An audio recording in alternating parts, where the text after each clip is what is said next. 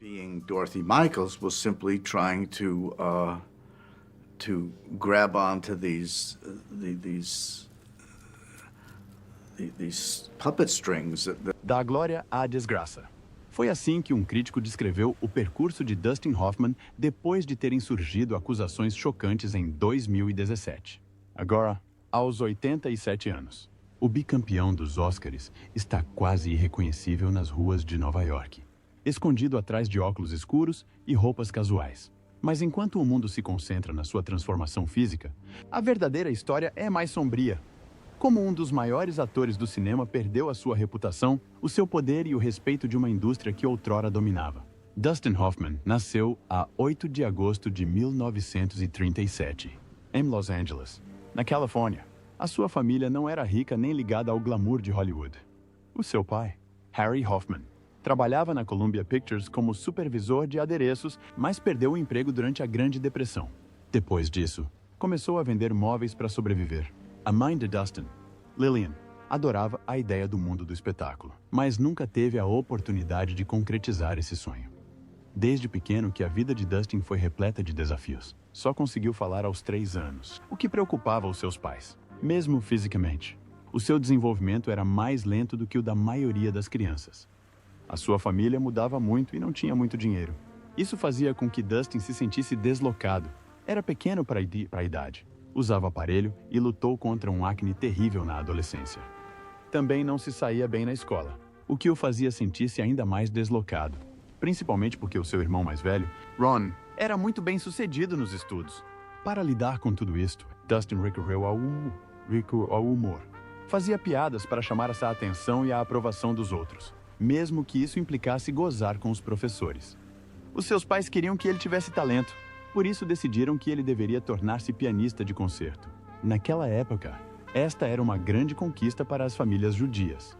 E Dustin mais tarde brincou dizendo que ser pianista era o sonho dos seus pais. Mas a música não o entusiasmava. Depois do liceu, Dustin foi para o Santa Monica City College estudar música. Mas também não se deu bem. As suas notas eram péssimas e abandonou o curso passado apenas um ano.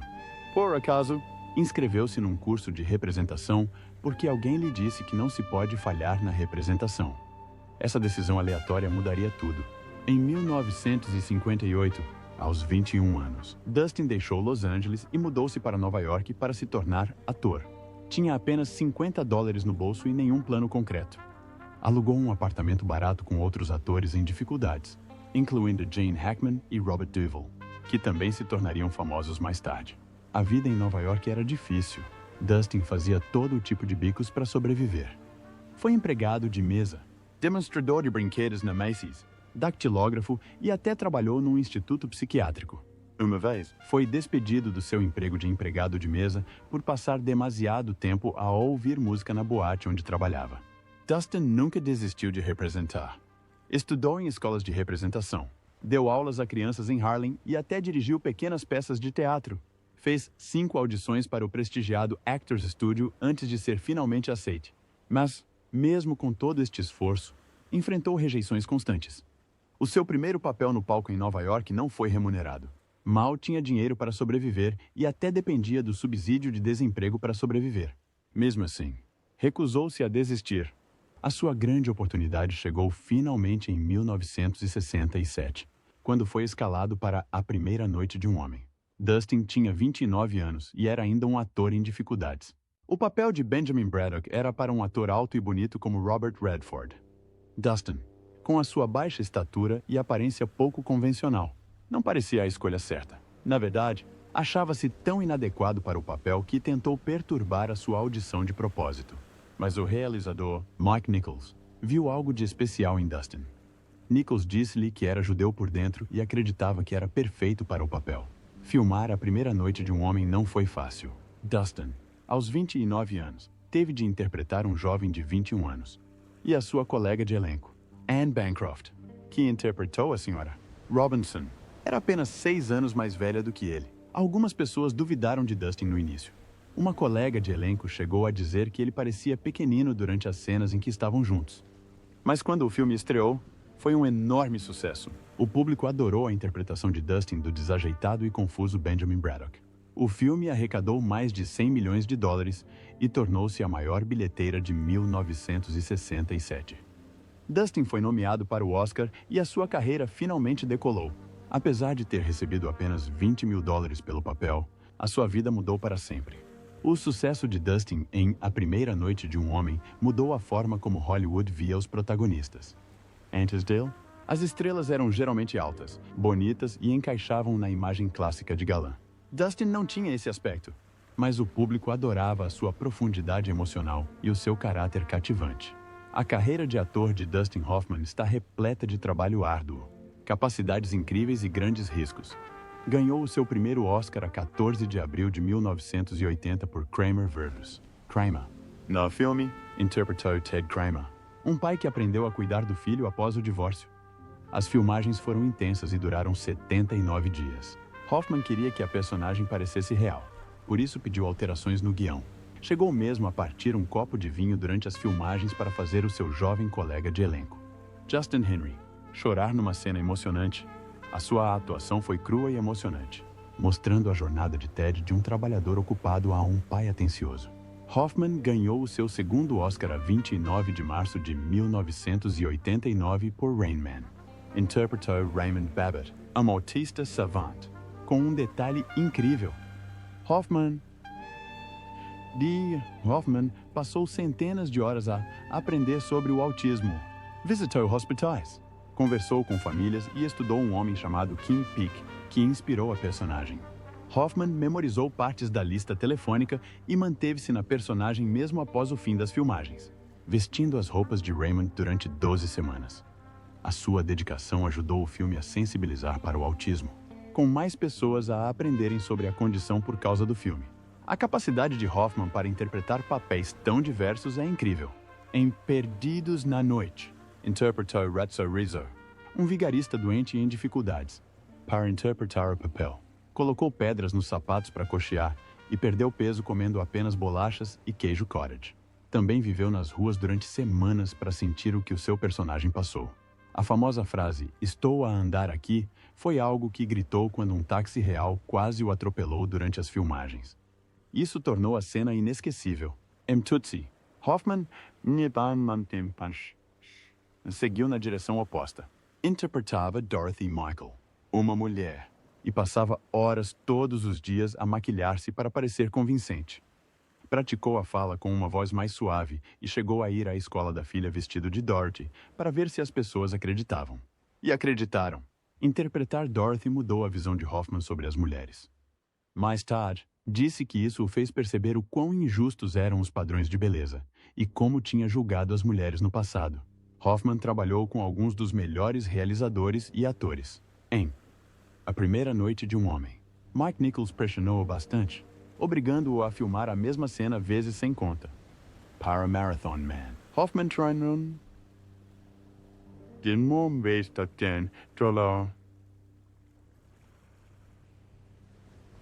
trabalhou com Laurence Olivier, que não concordava com o seu intenso método de representação. Quando Hoffman ficou acordado durante dias para parecer cansado, Olivier disse-lhe: "Por que é que não tentas representar?" Mesmo com as diferenças, criaram cenas incríveis juntos. O método de representação de Hoffman é lendário.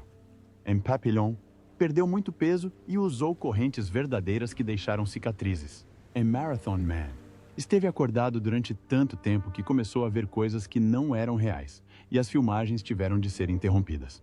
Em Rain Man, aprendeu a contar cartas tão bem que os casinos o proibiram durante as filmagens. Mas esta dedicação não foi fácil. Hoffman sofria de ansiedade e tinha dificuldades em dormir. Depois de interpretar Willy Loman em A Morte do Caixeiro Viajante, internou-se num hospital porque a tristeza do papel o acompanhava. Mesmo com estes desafios, Hoffman acreditava que o seu método valia a pena. Uma vez disse: "Se não está disposto a arriscar a sua sanidade mental por um papel, não é um ator. Você é apenas um tipo que se coloca diante de uma câmara." Nas décadas de 1990 e 2000, a carreira de Dustin Hoffman mudou.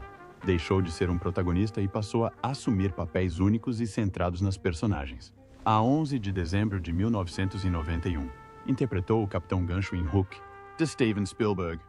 Este papel foi muito diferente de tudo o que já tinha feito. O filme arrecadou 300 milhões de dólares em todo o mundo. Mas alguns críticos não gostaram. Mesmo assim, as pessoas adoraram a prestação de Hoffman, pois tornou o Capitão Gancho assustador e divertido. Isto marcou o início de uma nova fase na sua carreira. Em 1997, Hoffman protagonizou Wag the Dog, uma comédia política que parecia quase demasiado real. Estreou a 25 de dezembro, poucas semanas antes do escândalo Monica Lewinsky vir a público na vida real. Hoffman interpretou Stanley Motz, um produtor de Hollywood que simula uma guerra para distrair a atenção de um escândalo presidencial. A sua prestação foi tão boa que lhe valeu a sua 7ª nomeação ao Oscar. O filme custou 15 milhões de dólares a ser feito, mas arrecadou 64,3 milhões de dólares, provando que Hoffman ainda era um grande atrativo para o público. No ano seguinte, a 6 de março de 1998, Hoffman apareceu em Sphere, um filme de ficção científica com Sharon Stone e Samuel L. Jackson. O filme não foi um sucesso de bilheteira, arrecadando apenas 73 milhões de dólares, em comparação com o seu orçamento de 100 milhões. Apesar disso, o papel de Hoffman como psicólogo Dr. Norman Goodman demonstrou a sua disponibilidade para experimentar novos gêneros e dar profundidade a histórias invulgares. Em 2004, Hoffman adotou um estilo mais leve com a comédia Entrando em Fúria, que estreou a 22 de dezembro. Interpretou Bernie Fokker, o divertido e excêntrico pai da personagem de Ben Stiller. O filme foi um grande sucesso, arrecadando 516,6 milhões de dólares em todo o mundo. O filme apresentou Hoffman a um público mais jovem e revelou o seu lado cômico. A sequela, Little Fockers, estreou a 22 de dezembro de 2010 e, apesar de não ter agradado aos críticos, arrecadou 310 milhões de dólares a nível global, aos 75 anos. Hoffman tentou algo novo. Realizou um filme chamado Quartet, sobre cantores de ópera reformados. O filme estreou no Festival Internacional de Cinema de Toronto a 9 de setembro de 2012 e foi lançado nos cinemas a 11 de janeiro de 2013. O filme contou com um elenco talentoso, incluindo Maggie Smith, Billy Connolly e Tom Courtenay. Hoffman queria que o filme parecesse real, por isso usou músicos reformados como figurantes. A banda sonora clássica do filme chegou mesmo a alcançar o primeiro lugar nas tabelas do Reino Unido. Os críticos elogiaram Hoffman pela sua realização cuidadosa, e o filme arrecadou 60,3 milhões de dólares com um orçamento de 11 milhões. Em 2008, Hoffman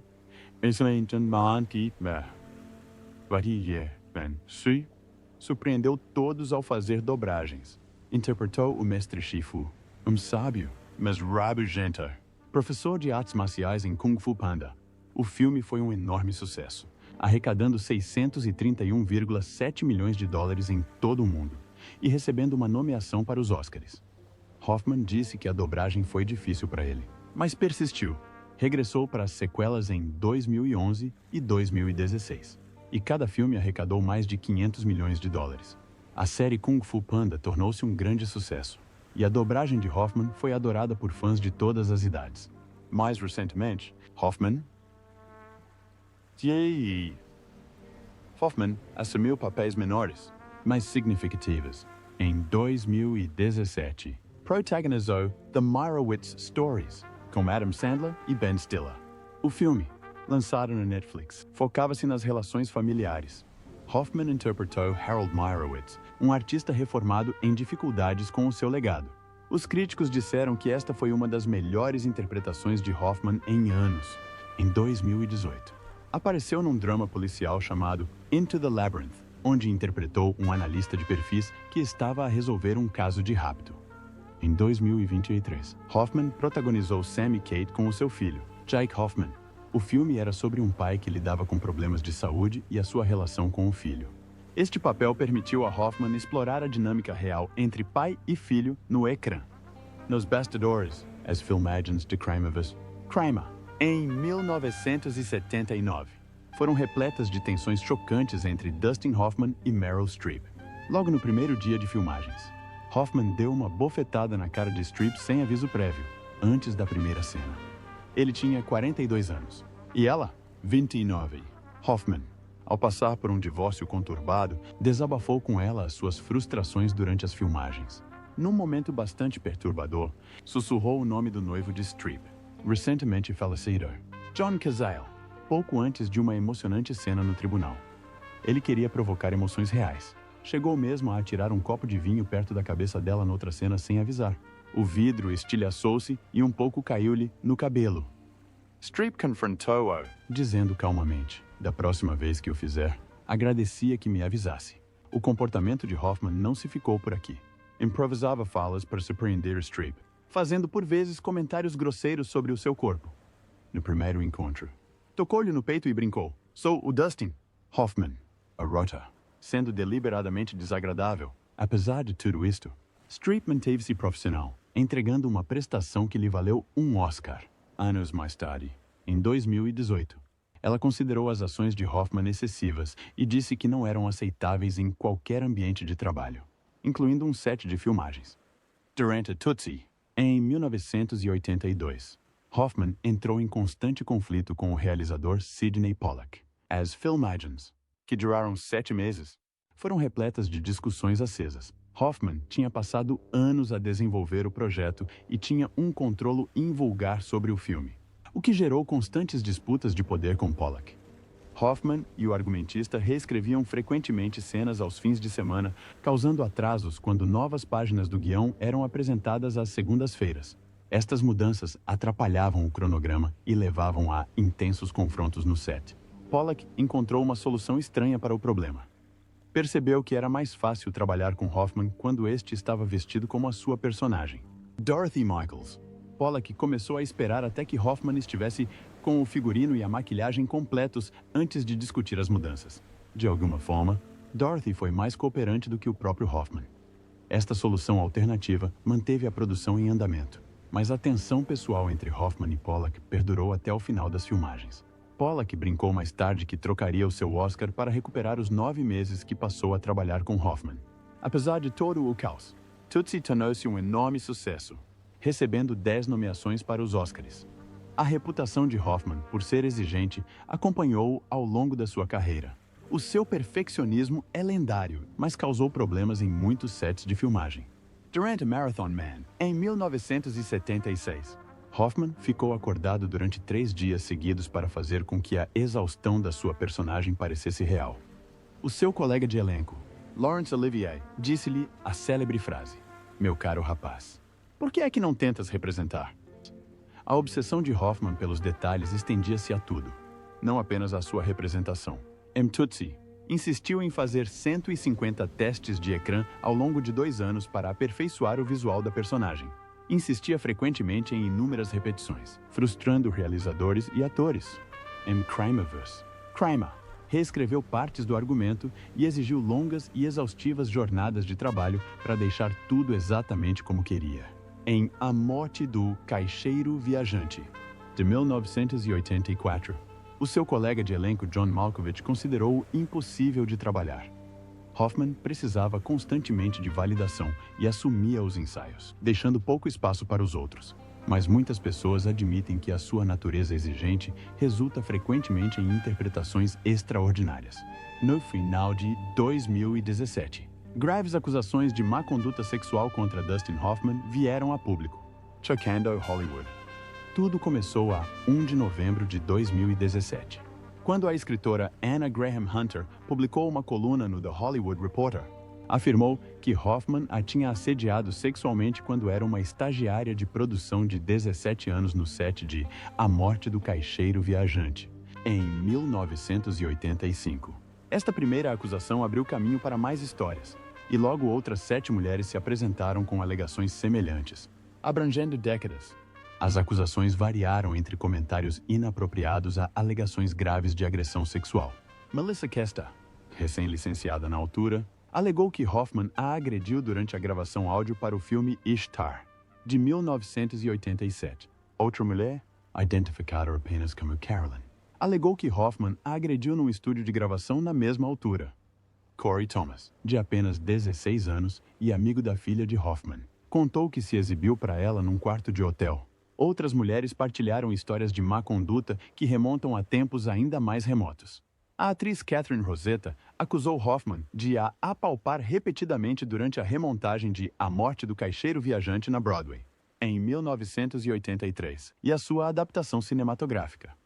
Uma mulher, usando o pseudônimo Pauline, alegou que Hoffman se expôs e se tocou à sua frente em 1973, quando tinha apenas 15 anos. Em conjunto, estas histórias pintavam um retrato perturbador do comportamento de Hoffman ao longo de quase 5 décadas. O volume e a consistência destas alegações eram impressionantes. Hoffman, conhecido como um dos atores mais respeitados de Hollywood e 2 vezes vencedor de um Oscar, tornou-se subitamente uma das figuras mais proeminentes implicadas no movimento da hashtag #MeToo. As revelações mudaram significativamente a forma como as pessoas viam a sua carreira e o seu legado. Quando as alegações surgiram pela primeira vez, a resposta de Hoffman foi uma mistura de pedido de desculpas e negação, o que deixou muitos confusos. Após a publicação da história de Anna Graham Hunter, Hoffman rapidamente divulgou um comunicado dizendo: "Tenho o maior respeito pelas mulheres e sinto-me péssimo por qualquer coisa que tenha feito tê-la colocado numa situação desconfortável. Sinto muito. Isso não reflete quem eu sou." À medida que mais acusações foram surgindo, Hoffman tornou-se mais defensivo. Durante um painel público, a 4 de dezembro de 2017, para o 10º aniversário de Wag the Dog, o moderador John Oliver confrontou-o diretamente sobre as alegações. A conversa rapidamente se tornou acesa. Hoffman argumentou que o seu comportamento no set de A Morte do Caixeiro Viajante era apenas parte da cultura da época, dizendo: "Isto foi há 40 anos. Não conheço o contexto. O contexto de que preciso são as pessoas, não as coisas escritas." Esta tentativa de explicar as suas ações como um produto da época irritou muitos, que a consideraram uma forma de minimizar a gravidade das acusações. Hoffman afirmou ainda que as piadas e comentários para adultos eram normais nos sets de filmagem da década de 1980. Os críticos criticaram duramente esta defesa, chamando-lhe uma desculpa em vez de um reconhecimento de irregularidades. À medida que mais mulheres se manifestavam, as respostas de Hoffman tornavam-se mais discretas. O seu advogado emitiu declarações negando algumas das alegações graves, considerando-as falsidades difamatórias. No entanto, o próprio Hoffman evitava a atenção pública, cancelando aparições e evitando entrevistas. Para muitos, o legado de Hoffman foi alterado para sempre por estas revelações. A vida pessoal de Dustin Hoffman tem 2 grandes histórias sobre o casamento.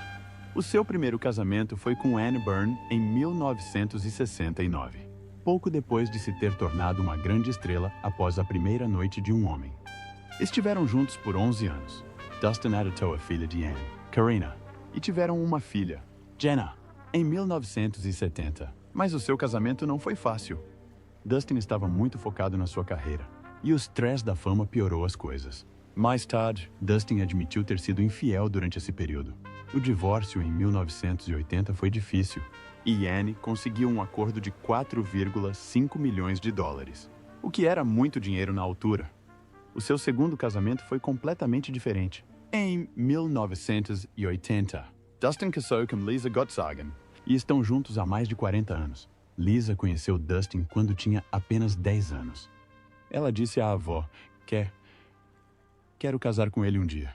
2 anos depois, reencontraram-se e casaram rapidamente. Juntos, tiveram 4 filhos: Jake, Rebecca, Max e Alexandra. No primeiro encontro, falaram sobre ter filhos. Lisa queria 6, mas Dustin, que já era pai de 2, disse que 4 eram suficientes. E foi exatamente isso que aconteceu. O seu casamento perdurou porque partilham os mesmos valores e dão prioridade à família. A Lisa disse uma vez que o propósito de ser casado era estarmos juntos como uma família. Ser pai mudou Dustin de muitas maneiras, até mesmo no seu trabalho. Quando fez Kramer vs. Kramer em 1979, a história de um pai que lutava pelo filho era muito próxima do que estava a passar durante o divórcio. Dustin disse mais tarde que interpretar este papel o ajudou a tornar-se um pai melhor na vida real. Percebeu a importância de estar presente para os filhos. Esta ligação entre o seu trabalho e a sua vida pessoal repetiu-se com Rain Man.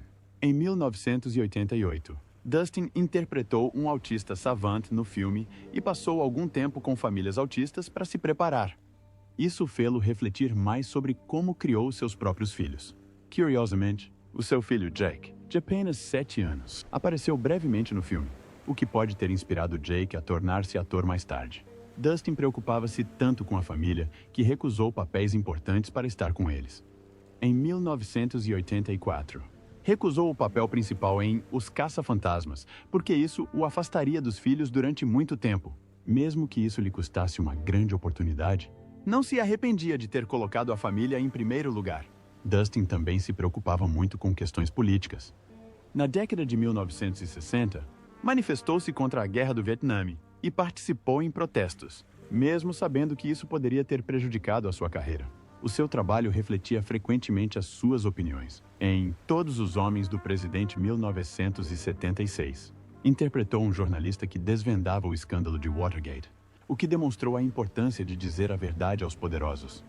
No final da década de 80, envolveu-se intensamente em causas ambientais. Narrou Corrida para Salvar o Planeta, um dos primeiros grandes documentários sobre as alterações climáticas. Ao longo dos anos, apoiou várias campanhas de proteção do planeta, como o combate à desflorestação e à poluição dos oceanos. O ativismo de Dustin por vezes causava problemas. Em 2003, criticou a guerra do Iraque, o que irritou algumas pessoas em Hollywood. Mas Dustin manteve-se firme, dizendo: se vê algo de errado, precisa de se manifestar. Apoiou também os direitos LGBTQIA+, e manifestou-se contra o racismo. Mesmo aos 80 anos, juntou-se à Marcha das Mulheres em 2017 com a neta, demonstrando que ainda se preocupava em lutar pela justiça. Em 2013, Dustin enfrentou uma batalha muito pessoal. Foi diagnosticado com cancro. Embora tenha mantido o segredo no início, foi operado num dos melhores hospitais de Nova York e submeteu-se a rigorosos tratamentos de radioterapia e quimioterapia. Mesmo com todas as dificuldades, Dustin manteve-se determinado. Insistia em conduzir até as consultas para se sentir normal e independente. Mais tarde, admitiu que estava com medo, mas usou esse medo para se esforçar e recuperar. No final, venceu o cancro, demonstrando a mesma força que sempre teve na sua vida. Dustin Hoffman, o famoso ator, adorado por filmes como A Primeira Noite de um Homem e Rain Man, tem sido visto em público poucas vezes nos últimos tempos. A 18 de setembro de 2024, aos 87 anos, foi visto a caminhar pela cidade de Nova York. As pessoas mal o reconheceram. Ele parecia muito diferente de antes. A sua aparência limpa e polida tinha desaparecido. Em vez disso, tinha uma barba branca e despenteada. Usava um chapéu preto e escondia-se atrás de óculos escuros. Fãs e fotógrafos ficaram surpreendidos com o quanto ele tinha mudado e questionaram-se como seria a sua vida agora. O novo visual de Hoffman não se resumia apenas ao rosto. Todo o seu estilo parecia diferente. A 1 de outubro de 2024, foi visto a almoçar com a sua mulher, Lisa, num lugar chamado Il Bucco, em Nova York. Não estava com o estilo elegante que as pessoas se lembram dos eventos de passadeira vermelha. Em vez disso, usava calças de fato de treino, um moletom com capuz e um boné de beisebol. Os seus cabelos grisalhos estavam mais compridos do que o normal, o que o tornava ainda mais diferente. Muitos fãs achavam difícil acreditar que aquele homem comum fosse o mesmo ator que admiravam há anos. Estas aparições deram início a conversas sobre como até as maiores estrelas mudam com a idade. Muitos órgãos de comunicação social apelidaram Hoffman de irreconhecível, mostrando o quanto o tempo pode transformar até os rostos mais familiares. Mas mesmo com todas as mudanças, Hoffman ainda tem uma presença que chama a atenção. A 3 de março de 2024, fez uma rara aparição na estreia de Kung Fu Panda 4, dá voz ao mestre Shufu no filme. Desta vez, trouxe 2 netos, mostrando um lado doce e familiar que os fãs raramente veem. Mesmo aos 87 anos, Hoffman não deixou de trabalhar. Aliás, continua a empreender projetos empolgantes. Um dos maiores é Megalopolis, um filme de ficção científica realizado por Francis Ford Coppola. Estreia a 17 de maio de 2024. Hoffman contracena com grandes nomes como Adam Driver e Natalie Emmanuel. A história é sobre a reconstrução da cidade de Nova York após um enorme desastre. Este é um dos primeiros grandes sucessos de bilheteira de Hoffman em anos, e os fãs estão ansiosos para vê-lo nele. Houve rumores de que Hoffman poderia retirar-se, mas ele continua a provar que estavam errados. Deverá protagonizar um thriller policial chamado Tuner, realizado por Daniel Rohrer, e outro filme chamado Luca Mortis, que já está finalizado.